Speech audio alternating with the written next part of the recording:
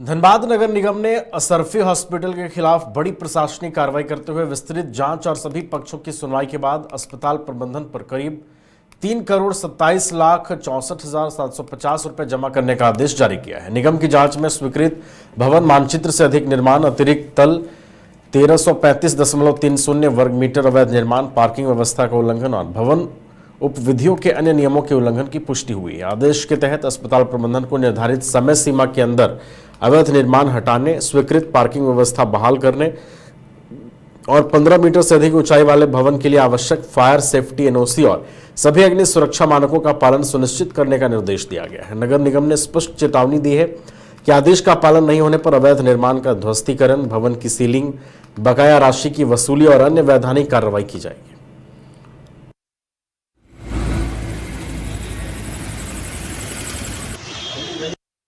देखिए, जैसा आप लोगों को पता होगा कि अभी पिछले बीते कुछ महीनों में कुछ देश में बड़े इंसिडेंट हुए हैं, चाहे वो एनओसी फायर को लेके हुआ हो या फिर लखनऊ में जो एक कोचिंग इंस्टीट्यूट में आग लगी थी। तो उसी क्रम में सुप्रीम कोर्ट की जो गाइडलाइंस रहती हैं कि जितना भी इलीगल स्ट्रक्चर है या फिर फायर एनओसी नहीं है, उसके क्रम में हम लोगों को समय समय पर निर्देश प्राप्त होते रहते हैं। तो उसी के क्रम में जो पहले केस हम लोगों के रजिस्टर हो चुके हैं, डिस्पोजल जो करने थे हम लोग को, उसी में एक असरफी वाला केस था। ये उस टाइम जो तत्कालीन नगर आयुक्त थे उनके द्वारा केस खोला गया था और उसमें कंप्लेंट जो आई थी वो जनरली जो हम लोग सड़क सुरक्षा समिति की बैठक में करते हैं कि वहां पर रोड एक्सीडेंट होने के ज्यादा चांसेस रहते हैं या फिर वहां पर जो पार्किंग है वो एक लेन पूरा घेर रखा हुआ है।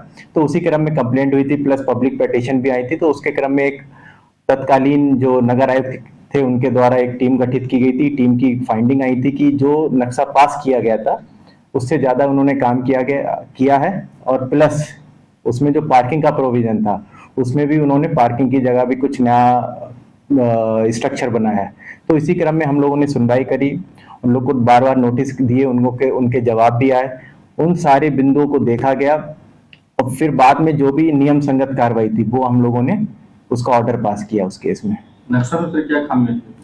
नक्शा में उन लोगों के 4 ब्लॉक थे जिसमें G+4 तक ही अप्रूवल था, लेकिन जो रिपोर्ट आई थी उसमें पाया गया कि G+4 से भी ज्यादा हाइट और ज्यादा फ्लोर बना रखे थे।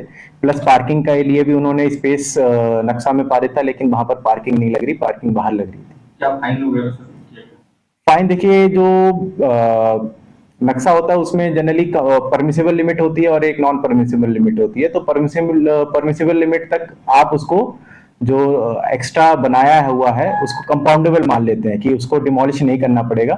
तो उसके लिए एक सरकार ने जो बिल्डिंग बाई लॉज है उसमें फाइन का प्रावधान है, तो उसके अंतर्गत हम लोगों ने फाइन लगाया है और जो कंपाउंडेबल नहीं हो सकता है उसको डिमोलिश करने का आदेश दिया है। कितना फाइन?